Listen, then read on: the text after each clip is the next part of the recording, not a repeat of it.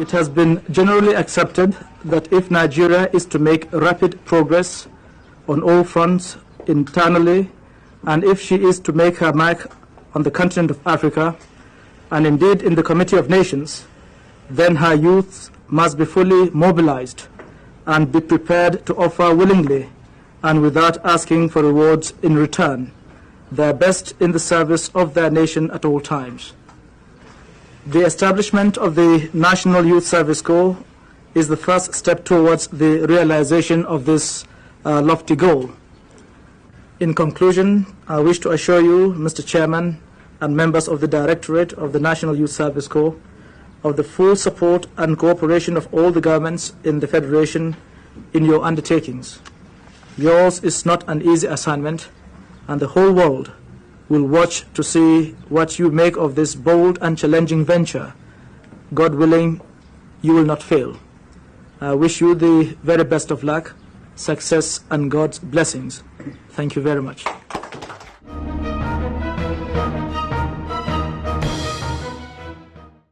Hello and welcome to today's episode of NYSC Half Hour. I am Nkem Agunwa. On today's episode, we speak to the third Chief Executive of the National Youth Service Corps, Colonel Peter Kolawole Obasa, retired, who served the scheme between 1979 and 1984. Born in Kaba, Kogi State in January 1938, Colonel Obasa joined the Nigerian Army in 1967, where he rose to become a colonel and proceeded to serve as the chief executive of the scheme. During his time at the scheme, he introduced various notable initiatives that propelled the scheme to greater heights and remains relevant till today. Let us meet Colonel Obasa.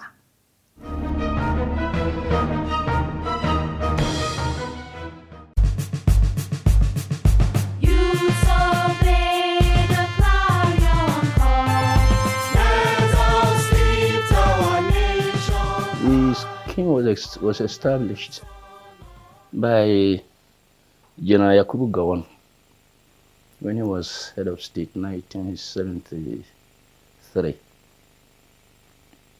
At that time, I was in Port Harcourt as the divisional education officer. So the first batch of corps members posted to River State came to us. We had to organize their training scheme, accommodation and things, because I was a member also of the State Secretariat of the Youth Corps at that time. So I came very close to the scheme from its inception. Colonel Obasa is a seasoned educator with distinguished professional and academic qualifications. He rose to become the Director of Studies at the Nigerian Defense Academy. Upon resumption as the NYSC Chief Executive, Colonel Obasa reorganized the orientation course into a quasi-military regiment in order to prepare corps members both mentally and physically for the task ahead. September 28, please, 1979. When I got there, I read through all this literature that were made available to me on the scheme, because I had to really learn fast. I got through everything. And then looking at the scheme as it was operating on the ground, I discovered that the first instance of a corps member getting acquainted with the scheme is from the orientation course. That is the point at which either he clashes with the scheme, or he merges into the scheme, or he gets married to the scheme, or whatever. And to me, this looks a very important point a point at which one might have to do a bit of rethinking. And that was what I did. And what I mean here is that the orientation course then was handled by the police, Nigeria police, the man of war, and then personnel of the National Youth Service Corps scheme. The military came in tangentially, that's glancingly more or less, not terribly involved, as if they weren't even concerned participants.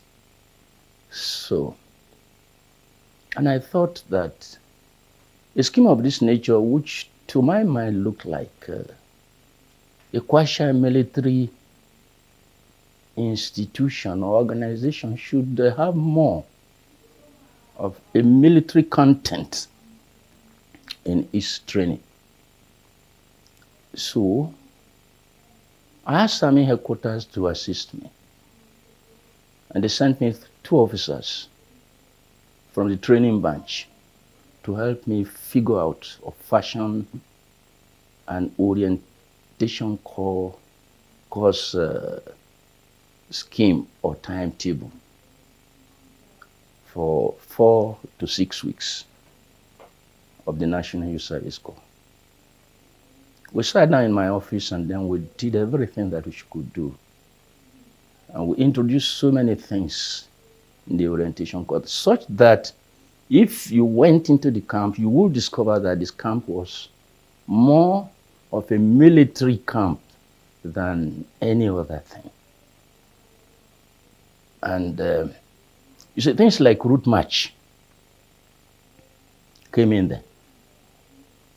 There wasn't anything like route march before that.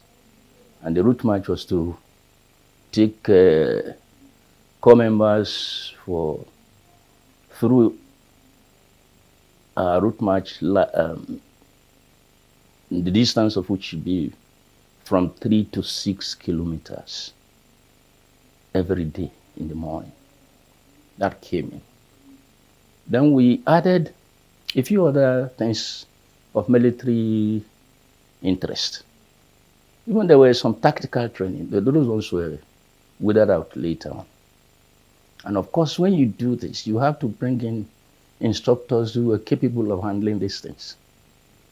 So we had to bring in lots and lots of military instructors, drill instructors, tactical instructors, and other instructors to concentrate and deliver the training scheme during the orientation course to corps members. The idea was not to make them soldiers or whatever, but to make them better corps members, more attuned to the kind of orientation we were thinking of in the interest of the nation. It was kind of, well, quasi-military service. And I wanted it to look that way. So the camp was militarized. The head of the camp came in as a camp commandant. That was after I had done those things. We had to change the orientation of the camp. We had to change the tone. We had to change everything, from the instructors to the camp head was a military camp commandant. And at that time, I said should be of the rank of major, preferably major, or if they can't find a major, should be a captain. And this took effect from 1982. So these were the things I started with. And I'm happy that it still looks like that now. I think you still have the camp commandant, military instructors, and what have you in the place. Well, the whole thing started in 1982. But these were the earliest things that I put into the scheme. There were other things that I built in later on, because I saw the scheme as a kind of scheme that should keep growing, and I'm happy. And from what I read about the scheme, it is growing.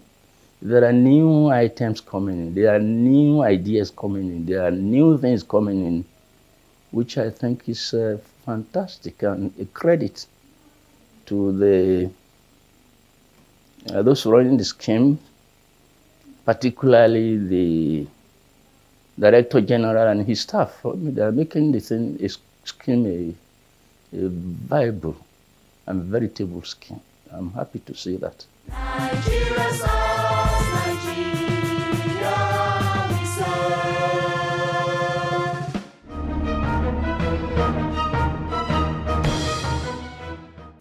Colonel Obasa's enduring legacy indeed paved the way for a vitalized and invigorated scheme.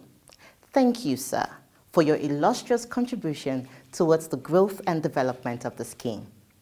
We move on to our next story on Seyi Abolaji, an ex-corps member who served in Ogun State back in 2012. During his service year, he took full advantage of the NYSC Skill Acquisition and Entrepreneurship Development Program SAED and founded Wilson's Juice Co. Limited, who are the producers of lemonade fruit juice located in Shangoota in Ogun State. After the in-camp SAED training, Seyi Abolaji was fired up and determined to become an entrepreneur. He made his first cup of freshly squeezed lemonade on a whim, selling them to students at Covenant University in Nigeria. Today, Wilson's annually supplies 600,000 liters of not for concentrate, but real fruit-based lemonade and lemonade tea blends to over 1,200 locations in Lagos and 27 other states across the Federation. It is such an inspiring story. Let us meet the man behind the brand.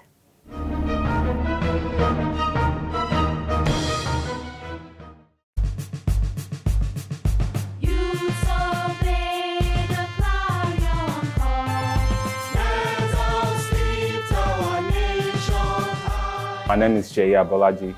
I'm originally from Kwara State, Orago to be specific. My parents moved me out of the country when I was like 4 or 5. I came back when I was 25. I did my high school in Colorado. I did my university in California at Stanford University. Played professional football for a few years. I had enough aunties and uncles in the US that all were saying they'll be going back home in 2 years. They'll be going back home in 3 years. 15, 20 years later, they've never come back home. And I didn't want that to be my story. So I bought a one-way ticket back. I didn't know exactly what I was gonna do, but I felt like there were more opportunities for somebody like me. And then it was time to go for service. Initially I was thinking I wasn't gonna go, but I said, okay, let's go. And I didn't think much of it at the time. So I went to camp in Shagamu, and I took 3 books to me when I went to service. 3 books with me. A book called Acres of Diamonds, The Richest Man in Babylon, and Think and Grow Rich. So I just said, if I have time. Then I picked up 2 or 3 more books while I was at camp. One of them called The Science of Getting Rich. That book really opened up some things for me. And while I was in camp, I was a little disappointed, to be quite frank.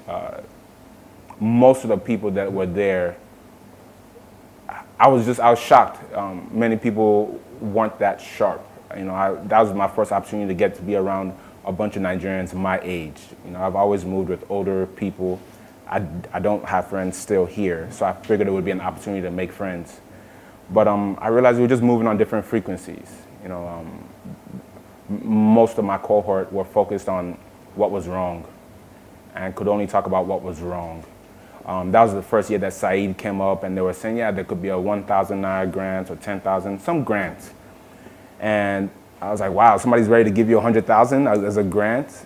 But all my colleagues were like, Kinimo Fefi, 100,000 shit. Like, what am I going to do with the 100,000? Me, I saw opportunity with the 100,000. They were saying it's not enough to, buy business cards or something. And as I was reading those books for the camp, it was just a lot about like what you see, how you think, what you feel, what you see. That's what determines your future. A lot of it was inward looking. And it just so happened that year is when they started a program called SAED.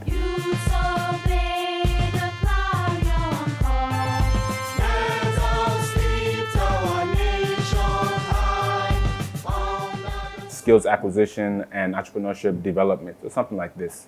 And many people were saying, we have to go for another thing. You're tired, you just want to hang out. And there was just like another program. There was in bead making, jewelry making, bags, detergent, tie and dye, and they had a course for juices or drinks or something like that, just something drinks. And I just chose the drinks. And before then, I was trying to run a business doing drinks like juices. That was like the last business I was trying to do. And I learned a lot about preservation. So the instructor, it was like, like, what's your own now? Why do you have all these questions? But I had so many questions for this guy because I studied history and philosophy. So my background, my education has nothing to do with business or manufacturing or marketing or anything like that. But again, reading those books, I just realized there's a lot about anything you want to learn. If you're willing to sleep a little less, you could give yourself. You don't need a certificate. You could graduate yourself. So I figured there's an expert. He was teaching us about juice making. So I was asking, how do you blend? The biggest thing I got out of that, the SAED, was actually preservatives. How to get something to sit on a shelf for more than a week. Because everything that we were doing up to that point was, make it and sell it, make it and sell it, make it and sell it. So as the guy was teaching us, I was seeing an opportunity for, wow, okay, so you can make it, look for somebody, and still sell it. Now it doesn't have to be the same day. It could be 2 days. It could be 2 weeks. It could be 2 months. So every time that this guy came from the course, it was like me and him. It was me and him, and he was like, you again, all these questions. But the guy was he was pretty cool. Gave me a lot of information about sodium benzoates and other preservatives anyway. So through that, the 3 weeks I was in camp, it was reading and SAED. Those are the two things I was looking forward to. I played professional sports, so all the physical activities were not so challenging for me.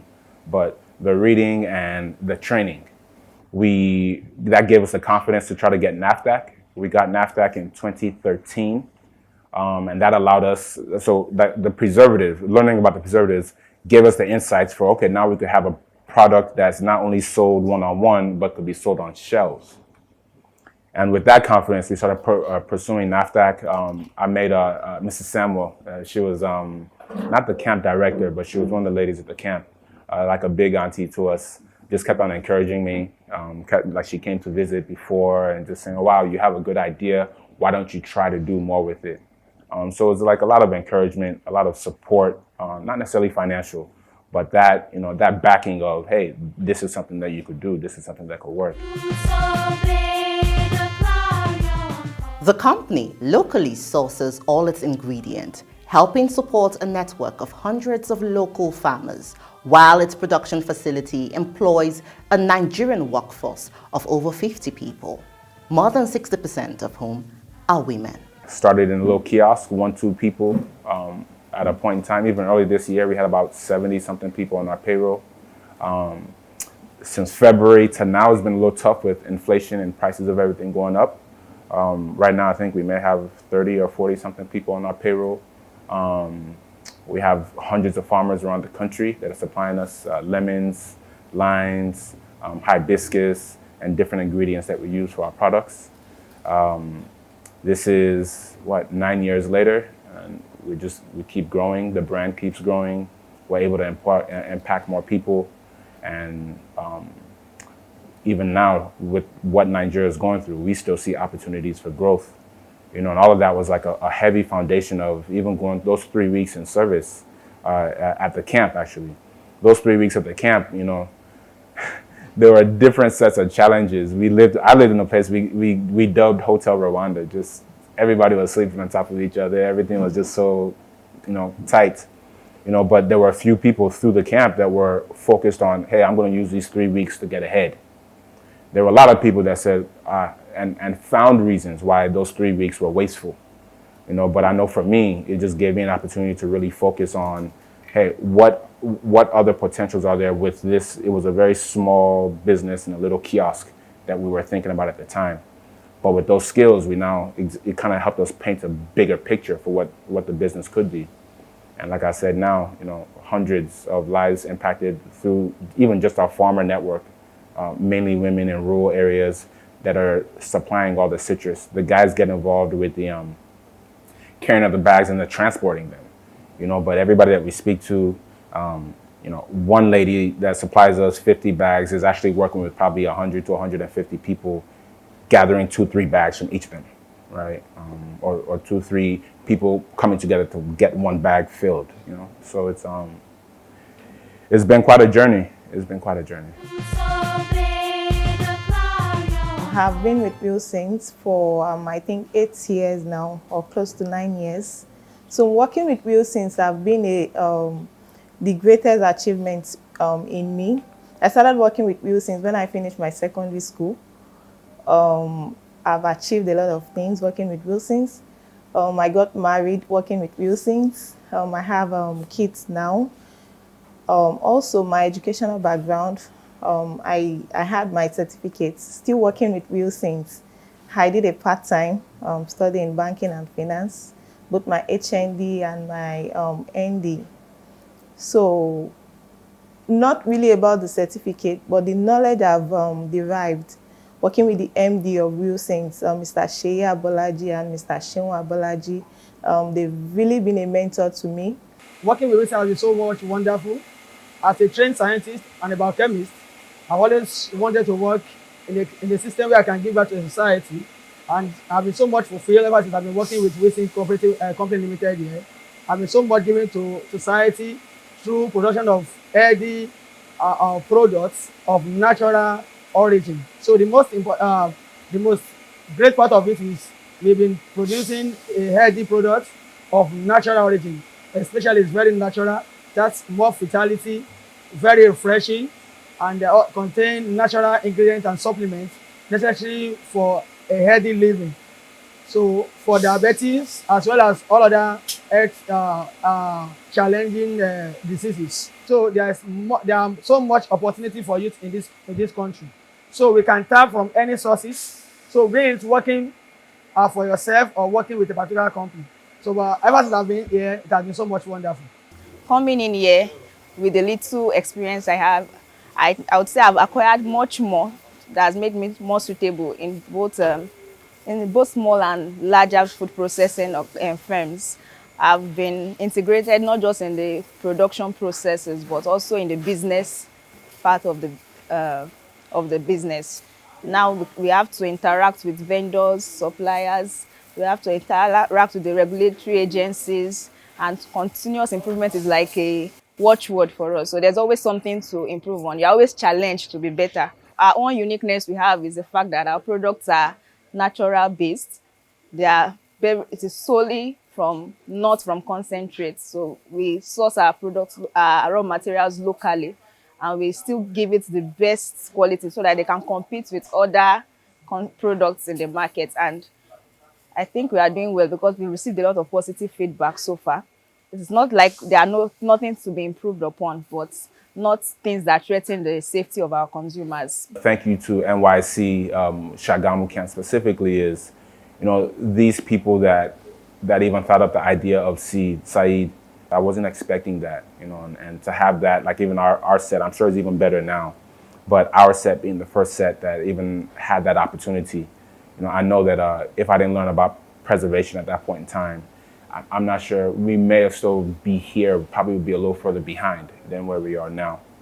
You know, so yes, definitely thanks to NYSC, thanks to SAED, thanks to Mrs. Samuel. She was a big part of my experience, you know, in camp. So again, NYSC camp, that whole camp experience was a big part of forming that, you know, that grit, you know, that's agidi, that's willingness to engage and fight for what we want. Nigeria sauce, Nigeria we serve.